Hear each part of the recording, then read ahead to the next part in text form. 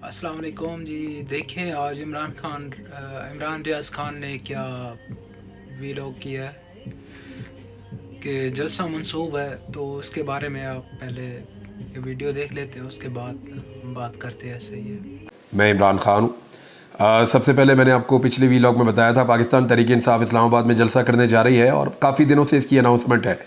तो आज ये जलसे का दिन है। पाकिस्तान तहरीक इंसाफ ने जलसा करना है इस्लामाबाद में और ये तरनौल फाटक के ऊपर जलसा है। बहुत पहले ये तय हो चुका है कि जलसा वहाँ पे होगा और इंतज़ामिया ने तमाम पहलुओं को देखने के बाद इजाज़त दी थी।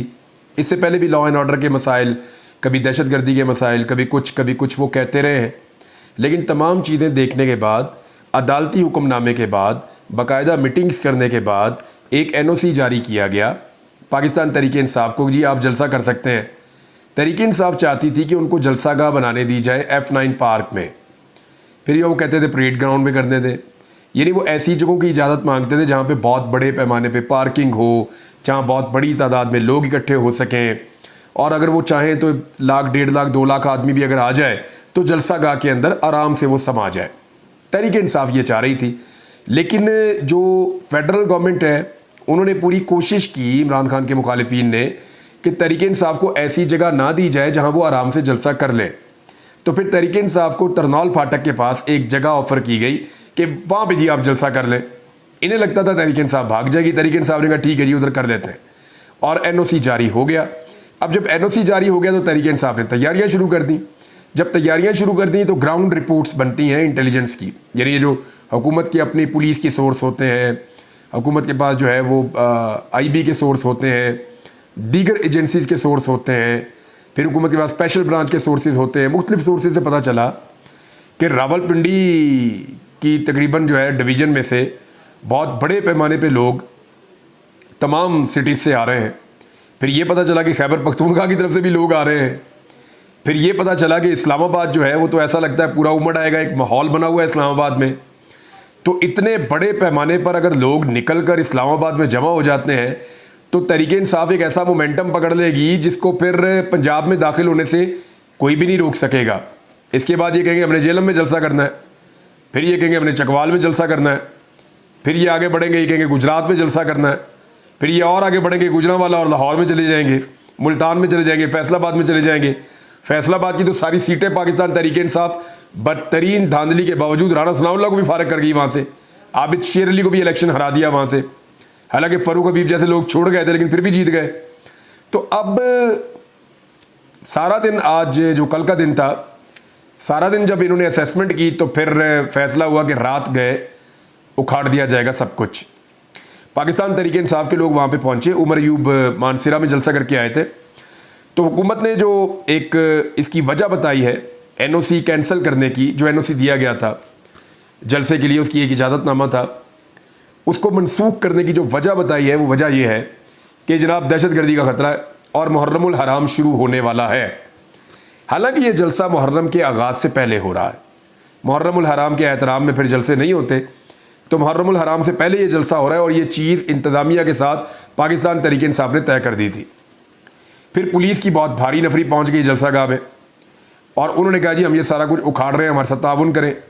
तो तहरीक इंसाफ के जो लोग वहाँ पर मौजूद थे इंतज़ामिया के, उन्होंने कहा जी आप कोई तहरीरी ऑर्डर दे दें हमें, हमारा NOC अगर मनसूख किया गया है या कैंसिल किया गया है तो कोई तहरीरी ऑर्डर होगा, आप वो तहरीरी हुक्मनामा, उसकी कॉपी वो हमें आप दे दें। वो तहरीरी हुक्मनामा लेकर हम अदालत चले जाएंगे, फिर हम जाने, अदालत जाने, आप जाने, हुक्मनामा जाने और हुक्म करने वाला जाने। तो तहरीरी हुक्मनामा पाकिस्तान तहरीक इंसाफ को NOC की मनसूखी का कोई नहीं दिया गया। और याद रखिएगा कि जब जलसागाह पंडाल सज जाए, जब लाइटें लग जाएं, जब साउंड सिस्टम लग जाए, या बैनर पोस्टर झंडे लग जाएं, जब कुर्सियां और स्टेज पहुंच जाए, तो उसके बाद फिर आप मनसूख नहीं कर सकते। आपने किया ये कि एक पॉलिटिकल पार्टी का बहुत बड़े फंड्स आपने लगवा दिए, कारकुनों का चंदा आपने खर्च करवा दिया, और उसके बाद जब वो सारा कुछ वहाँ पे स्टेज सज गया तो अब आप जाकर कह रहे हैं जी कि मनसूख हो गया। तो ये जो बिल है ये कौन पे करेगा? तो वहाँ पे पाकिस्तान तहरीक इंसाफ ने कहा जी तहरीरी हुक्मनामा दें, फिर अदालत जाने और आप जाने और हम जाने, हम वहाँ पे फिर आपको देख लेंगे। तो तहरीरी हुक्मनामा तो नहीं दिया। सहमाबिया ताहिर साहबा भी बाद में पहुंची। उमर अयूब साहब ने कहा जी हर हाल में हमने जलसा करना ही करना है। जो मर्जी हो जाए, हम पुरअमन रहेंगे, ये स्टेज ले जाते हैं ले जाए। उन्होंने वहाँ पे बैनर उखाड़ना शुरू कर दिए, पोस्टर उखाड़ना शुरू कर दिए, साउंड सिस्टम उठा के पुलिस ले जा रही है, स्टेज उखाड़ के पुलिस ले जा रही है। वो पुलिस बेचारी को जो कहते हैं वो बेचारे करना शुरू कर देते हैं। तो पुलिस तो इशारों की गुलाम है, तो पुलिस ने चीज़ें उठाना शुरू की वहाँ से। तो तहरीक इंसाफ ने कहा जी ज़मीन पे खड़ा होकर करना पड़ेगा तो तब भी करेंगे। वैसे मेरी इत्तला के मुताबिक तहरीक इंसाफ ने इससे पहले एक मीटिंग की थी और उन्हें आइडिया था कि उनके साथ ये होगा, तो उन्होंने मुतबादिल बंदोबस्त किए हुए हैं। वो इतने अच्छे तो नहीं है, लेकिन फिर भी तहरीक इंसाफ के पास मुतबादिल बंदोबस्त है। अभी जब मैं वीडियो रिकॉर्ड कर रहा हूँ तो अब तक तहरीक इंसाफ की एक बड़ी हंगामी मीटिंग चल रही है और वो जलसा करना चाहते हैं और वो ये कह रहे हैं कि हर हाल में हम जलसा करेंगे, हम अपना जलसा कैंसिल नहीं करेंगे। ये तहरीक इंसाफ का कहना है, जितना मर्जी दबाव डालें, जो मर्जी करें, हम जलसा करेंगे। तो जो आखिरी इत्तलात आई उसमें यह हुआ कि कुछ कारकुनों को वहाँ पे गिरफ्तार भी किया जा रहा है। अब कुछ सवालात हैं मेरे जो मैं सामने रखना चाहता हूँ। कोर कमांडर कॉन्फ्रेंस भी हुई है और हुकूमत ने ऑपरेशन अज़्म इस्तेहकाम के बारे में एक ऑल पार्टीज़ कॉन्फ्रेंस भी बुला रखी है और हुकूमत बड़ी संजीदा है पाकिस्तान के अंदर दहशतगर्दी के ख़िलाफ़ एक नया ऑपरेशन लॉन्च करने में। सवाल ये पैदा होता है कि स्वात में जलसा हुआ थोड़े दिन पहले, दहशतगर्दी का कोई ख़तरा नहीं था। खैबर पख्तूनख्वा जहाँ पे ये कहते हैं कि दहशतगर्दी के ख़िलाफ़ सबसे ज़्यादा ऑपरेशन करना पड़ेगा, तो उस खैबर पख्तूनख्वा में स्वात में जलसा हुआ। कल जो है वो मानसेरा में एक बहुत बड़ा जलसा हुआ, इतना बड़ा जलसा हुआ कि उसने दहशत फैला दी हुक्मरानों में कि भाई ये क्या कर दिया, अवाम इतनी बड़ी तादाद में निकल आई है। तो केपी में हर थोड़े दिन के बाद कोई जलसा, कोई इज्तिमा, कोई पॉलिटिकल एक्टिविटी होती है और कोई दहशतगर्दी का वाक़या नहीं हो रहा और वहाँ पे दहशतगर्दी का कोई ख़तरा भी नहीं है। इस्लामाबाद जहाँ पे ऑपरेशन नहीं होना, ऑपरेशन का फैसला होना है, वहाँ पे जलसा नहीं करने दे रहे। वहाँ ये कह रहे हैं जी दहशतगर्दी का ख़तरा है। पंजाब के अंदर कहते हैं जी दहशतगर्दी का ख़तरा है, कराची के अंदर कहते हैं जी दहशतगर्दी का ख़तरा है। तो ऑपरेशन करना खैबर पख्तूनख्वा में जहाँ पे जलसे जुलूस हो रहे हैं और दहशतगर्दी का कोई ख़तरा नहीं है, और पंजाब में, इस्लामाबाद में और सिंध में ऑपरेशन नहीं करना जहाँ पे दहशतगर्दी का ख़तरा बता के जलसे रोके जा रहे हैं। तो एक्चुअली मैं आपको बताता हूँ कि ये प्रॉब्लम दहशतगर्दी का नहीं है। असल जो दहशतगर्द है ना, जिसने तमाम हुक्मरानों में दहशत फैलाई हुई है, जिसने तमाम इक़्तिदार के ईवानों में दहशत फैलाई हुई है, वो अडियाला जेल में बंद है। उस दहशतगर्द की आवाज़, उसकी तस्वीर और उसकी बात, उससे ये खौफ खाते हैं। मेरे पास जो इतलात थी इस जलसे के हवाले से, अभी भी उनके पास प्लान बी मौजूद है पाकिस्तान तहरीक इंसाफ के पास। देखते हैं वो अपने प्लान बी पे अमल करते हैं या नहीं करते। लेकिन एक चीज़ और है, और वो ये है कि पाकिस्तान तहरीक इंसाफ ने इमरान खान साहब की भी एक तकरीर तैयार की हुई थी जिसमें उनके मुख्तलिफ क्लिप्स के साथ मिला के एक पूरी तकरीर बनाई गई थी और वो तकरीर इस जलसागाह में सुनाई जानी थी और पब्लिक के अंदर एक बहुत ज़्यादा मोटिवेशन आनी थी और एक नई तहरीक ने जन्म लेना था। फिर जिस तरह की बातचीत हुई मानसेरा के जलसे में, उससे भी एक खौफ फैला जितना वो तगड़ा जलसा था। तो उसके बाद ये अंदाज़ा किया गया इंतज़ामिया की जानिब से, रियासत और रियासती इदारों की जानिब से, कि अभी रोका जाए इनको, और रोकने की कोशिश की जा रही है। पहली मरतबा बड़ी देर के बाद पाकिस्तान तहरीक इंसाफ के झंडे और उसके कलर जो है वो इस्लामाबाद में नज़र आ रहे थे। अभी तक कोई तहरीरी ऑर्डर तो नहीं है, लेकिन क्या तहरीक इंसाफ रुकेगी? क्योंकि तहरीक इंसाफ का एक वाक़िफ़ है वो बड़ा क्लियर है। वो ये कहते हैं अगर हम जलसा नहीं करते, फ़र्ज़ करें, तो ये बाद में अदालत में जाके कहते हैं जी कि वो तो मकामी इंतज़ामिया ने थोड़ी कार्रवाई की थी और हम तो गए थे जी कि थोड़ा सा चीज़ों को ऐसे कर लें तो मैनेज कर लें, तो कारकुनों के साथ थोड़ा सा ये हो गया, हमने तो जलसे के मनसूखी के ऑर्डर ही कोई नहीं किए, हमने तो ऑर्डर दिए ही नहीं। तो अदालत पूछेगी मीडिया पे खबर चली, जी मीडिया में तो पीटीआई ने खबर दी, हमने तो दी ही नहीं, और ये तो सोर्सेज से खबर चलाई, मीडिया को बुला के आप पूछ लें भाई इनका जलसे का टाइम था, इन्होंने जलसा नहीं किया, टाइम इनका गुजर गया, ये जाने अदालत जाने। ये भी कर सकती है इंतज़ामिया, आप इनसे किसी भी चीज़ की बईद कर सकते हैं, कोई भी आप इनसे उम्मीद कर सकते हैं। लिहाजा पाकिस्तान तहरीक इंसाफ को जब तक तहरीरी ऑर्डर नहीं मिल जाता उनके हाथ में और अदालत जाने का जवाब नहीं मिल जाता, तब तक वो किसी नतीजे पे नहीं पहुंचेंगे। तब तक वो यही फैसला करते रहेंगे कि हमने जलसा करना है और हम जाएंगे वहाँ पे, और जो प्लान बी है उसके मुताबिक अपने जलसे को आगे बढ़ाएंगे। अच्छा, एक तरफ ये कह रहे हैं कि दहशतगर्दी का खतरा है, दूसरी तरफ एक खबर इसके साथ जोड़ के आपको मैं देता हूँ। पाकिस्तान की तारीख में जो सबसे ज़्यादा रीलॉन्च हुआ है ना सियासतदान, जिसको बार बार उसकी एंट्री डाली जाती है, बार बार रीलॉन्च किया जाता है, उनका नाम है मोहम्मद नवाज शरीफ। नवाज शरीफ साहब को एक मरतबा फिर लॉन्चिंग पैड पे बिठाया जा रहा है, फिर उनको एक दफ़ा लॉन्च किया जा रहा है। यानी वो लॉन्चर ही खराब हो गया जिसमें डाल के मियाँ साहब को लॉन्च करते हैं हर दफ़ा। ये इतनी दफ़ा मियाँ साहब को लॉन्च किया है, इतनी दफ़ा लॉन्च किया है कि अब लोगों को मज़ा ही नहीं आता। अब मियाँ नवाज शरीफ साहब को यानी बेचारे साफ ही जाते हैं, पूछते हैं मियाँ साहब तो कुछ कर नहीं रहे, वो आगे से कहते हैं मियाँ साहब री लॉन्च हो रहे हैं। अब एक दफ़ा और लॉन्चिंग की तारीख दी गई है कि मुहर्रमुल हराम के बाद मियाँ नवाज शरीफ साहब दोबारा से लॉन्च होंगे और सियासी सरगर्मियाँ शुरू करेंगे और जलसे शुरू होंगे। उनका शेड्यूल दिया जाएगा, पहले पंजाब में, फिर गिलगित में, फिर कश्मीर में ये जाएंगे और जलसे करेंगे और तंजीम साजियाँ करेंगे। तो मामला ये है कि मियाँ नवाज शरीफ साहब के लिए कोई दहशतगर्दी का ख़तरा नहीं है, यानी ये जो चाहें करें इस मुल्क के अंदर। तो सिस्टम का जो असल लाडला है ना वो मियाँ नवाज शरीफ है। लेकिन मियाँ नवाज शरीफ जब आपके पास आएंगे, आपके इलाके में, चाहे वो कश्मीर में आए, चाहे वो खैबर पख्तूनख्वा, पूरा मुल्क उनका है, जहाँ मर्जी जाए, पाकिस्तानी शहरी हैं वो मियाँ साहब। अब वो उस लेवल के लीडर तो रहे नहीं, उनका मुकाबला चाहत फ़तेह अली खान के साथ लोग कर रहे हैं आजकल। हालांकि चाहत फ़तेह अली खान को लोग ज़्यादा देख रहे हैं सोशल मीडिया पे, मियाँ साहब को कम देख रहे हैं। लेकिन मियाँ साहब जब आपके पास आए तो मरीम नवाज़ ने एक मशवरा दिया था, वो मशवरा मैं आपके सामने रख देता हूँ। मरीम नवाज़ ने कहा था कि जब ये आए आपके पास तो आपने बिजली का बिल इनके हाथ में थमा देना है। तो अब मैं आपको एक खबर देने वाला हूँ। आपको याद है मरीम नवाज़ ने, बिलावल ने, इन सारों ने गले फाड़ फाड़ के कहा था इलेक्शन से पहले कैंपेन में कि 300 यूनिट तक जो बिजली इस्तेमाल करेगा पाकिस्तान पूरे के अंदर, उसकी बिजली का बिल मुफ्त।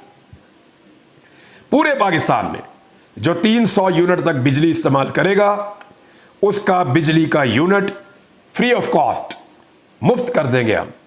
ये बिलावल जरदारी ने और मरीम नवाज़ ने कहा था। लेकिन IMF के कहने के ऊपर ये हर 5वें दिन, हर हफ्ते बिजली की कीमत मज़ीद बढ़ा देते हैं। बढ़ाते बढ़ाते इन्होंने ये कर दिया कि जो बुनियादी बिजली का टैरिफ था 16 रुपये इमरान खान साहब के दौर में था, वो 49 रुपीज़ के पास पहुंच गया है। 49, 16 से 49, आप अंदाज़ा करें 3 गुना। अच्छा, ये जो गरीब आदमी है ना, जिसके बारे में ये कहते थे कि 100 यूनिट वाले को तो 200 यूनिट वाले को और 300 यूनिट वाले को मुफ्त है, अब ज़रा गरीब आदमी की इन्होंने कैसे कमर तोड़ी है। जिसको मुफ्त बिजली देनी थी मैं इनका पोल खोलने लगा हूँ, जो इन्होंने गंदी और घटिया हरकत की है। ये मैं आम आदमी की बात कर रहा हूँ जिसके घर में एक बल्ब जलता है, उसकी बात कर रहा हूँ जो जब पंखा चलाता है तो अपना बल्ब पहले बंद करता है कि मैं बल्ब बंद कर दूं, पंखा चला लूं, थोड़ी हवा ले लूं, फिर वो देखता है बाहर हवा चल रही है, मैं चारपाई उठा के बाहर डाल दूं, बाहर हम सो जाते हैं, बारिश होगी तो अंदर आके पंखा चला दिया। वो बिजली को बेचारा मैनेज कर करके अपना बिल कम करने की कोशिश करता है। ये वो सार्फिन है जो 100, 200, 300 यूनिट के अंदर अंदर रहते हैं। अब उनके लिए इन्होंने, उनकी पीठ में इन्होंने खंजर घोंपा है। ये वो लोग हैं जो सबसे ज़्यादा वोट डालते हैं। ये वो पाकिस्तान की क्लास है बेचारी जिसको इन्होंने झूठे वादे किए, जिसको इन्होंने कहा जी हम आपके बिल ही मुफ्त कर देंगे। अब इन्होंने क्या किया, जो बंदा 1 यूनिट से लेके 100 यूनिट तक बिजली इस्तेमाल करेगा उसका बिल बढ़ा दिया 51% मजीद। पहले जो बढ़ाते रहे वो अलग है, 51% मजीद बढ़ा दिया 100 यूनिट वाले का। कितना जुल्म है। जो 200 यूनिट तक इस्तेमाल करेगा उसका 41% बढ़ा दिया, जो 300 यूनिट इस्तेमाल करेगा उसका 26% बढ़ा दिया, और जो लोग 400 यूनिट तक इस्तेमाल करेंगे उनका 22% बढ़ा दिया, और फिर जो अमीर लोग हैं जो ज़्यादा बिजली इस्तेमाल करते हैं उनका 17% इजाफा कर दिया। ये मज़ीद इजाफा है, जो इससे पहले इजाफे हुए हैं वो अलग है। और जो फिक्स्ड चार्जेस हैं, जो फिक्स चार्जेस हैं वो आपको देने ही होते हैं बिल के अंदर, वो भी बढ़ा दिए, टैक्सेस भी बढ़ा दिए।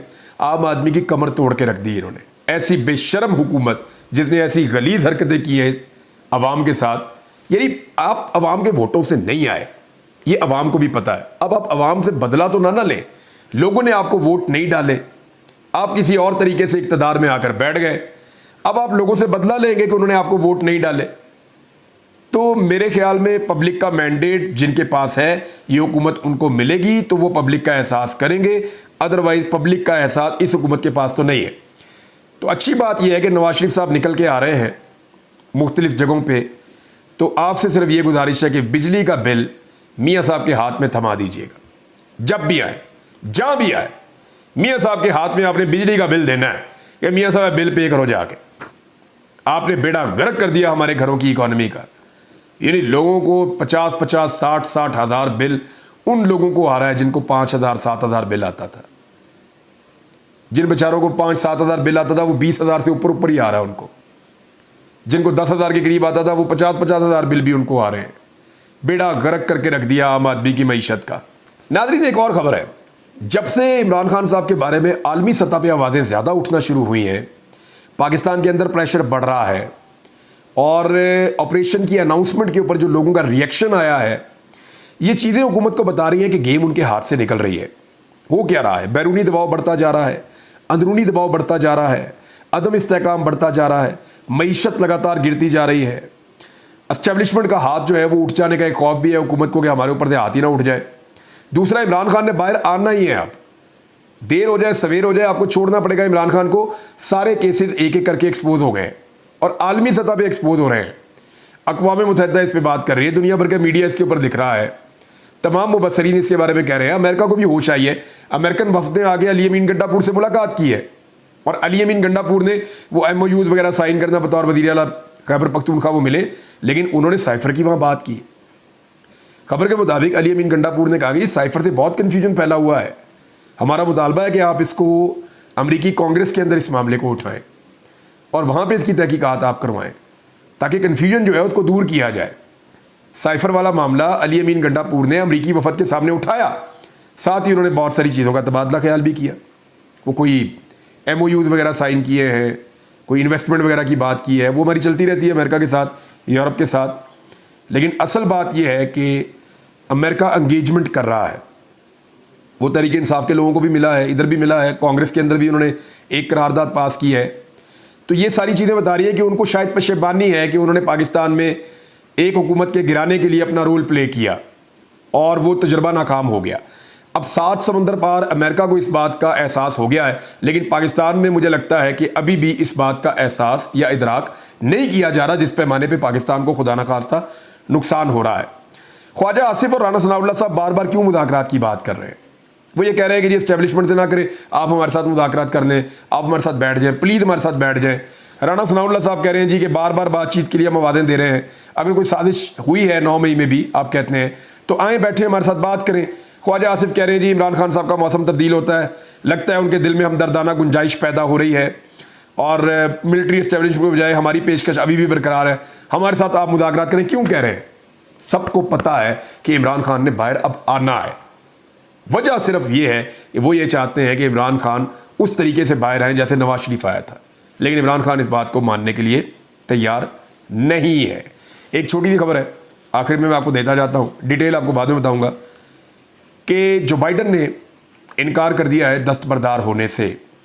जो बाइडन को डोनाल्ड ट्रंप के मुकाबले में 5 नवंबर को होने वाले इलेक्शन में एक कमज़ोर कैंडिडेट समझा जा रहा है कि जो बाइडन ट्रंप के मुकाबले में एक कमज़ोर कैंडिडेट है और इलेक्शन हार जाएंगे। सर्वे ये कह रहे हैं, असेसमेंट्स ये कह रही हैं और ये डेमोक्रेट्स को भी लगता है, जो पार्टी है, जो बाइडन की पार्टी है, उसको भी ये लगता है। और जो बाइडन इमरान खान के खिलाफ भी हैं। ट्रंप का इमरान खान के बारे में ज़रा पॉजिटिव है थोड़ा सा, लेकिन मेरा नुक्ता नज़र ये है कि अमेरिका की मुदाखलत होनी नहीं चाहिए। तो अब जो है वो जो बाइडन ने दस्तबरदार होने से इनकार कर दिया, उसके रीज़न्स हैं, आपको बाद में अगले वीलॉग में बताऊँगा। अब तक के लिए इतना ही। अपना ख्याल रखिएगा, अपने इस चैनल का भी। अल्लाह हाफिज़। जी, आपने भी सुन लिया इमरान अयाज खान को और हमने भी, ठीक है। और ये जो जलसा मंसूब है, देखें जी, NOC पहले वो कोड दे देता है, उसके बाद जो है मंसूब कर देता है और ऑलरेडी हमारा पंडाल सज गया है PTI का और कुर्सी भी लग गई है, सब कुछ हो चुका है। तो उसके बाद ये कानून के मुताबिक जो है ना, ये NOC मंसूब नहीं किया जा सकता क्योंकि ऑलरेडी सब कुछ हो चुका है। उसके बाद फ़ौरन से मंसूब नहीं किया जा सकता। तो ये जो अदलिया है उसने मुदाखलत की है कुछ जजेस ने, और कुछ जजेस से ज़बरदस्ती करवाया गया है, पुलिस की मुदाखलत हुई है और ये जो कुर्सी उखाड़ी हैं, पंडाल उखाड़ा है, स्पीकर वगैरह ये सब ले के भागे हैं, इनका ज़िम्मेदार कौन है? ऐसा असल में मुझे ऐसा लग रहा है कि पाकिस्तान तहरीक इंसाफ ही ऐसी पार्टी है जो जलसा कर सकती है, और तो कोई ऐसी पार्टी पूरे पाकिस्तान में बनी ही नहीं है और बची भी नहीं है कि जो जलसा करे और इतनी बड़ी तादाद में लोग पहुँचे पंडाल में, पंडाल सज है। तो असल में ये जो है ना, ये लोग जलसा करने के काबिल ही नहीं रहे, तो इनको बहुत ही नफ़रत हो जाती है उन लोगों से जो लोग जलसा करते हैं इनके मुकाबले में आके। तो अब तक के लिए दोस्तों इतना ही है। तो अभी नेक्स्ट वीडियो में मिलते हैं, थोड़ा सा ब्रेक लेते हैं, उसके बाद दोबारा मैं वीडियो बनाऊंगा कि ये जलसा क्यों मंसूब हुआ, क्या हुआ, जो हक़ाइक़ है वो मैं आपके सामने पेश करूँगा।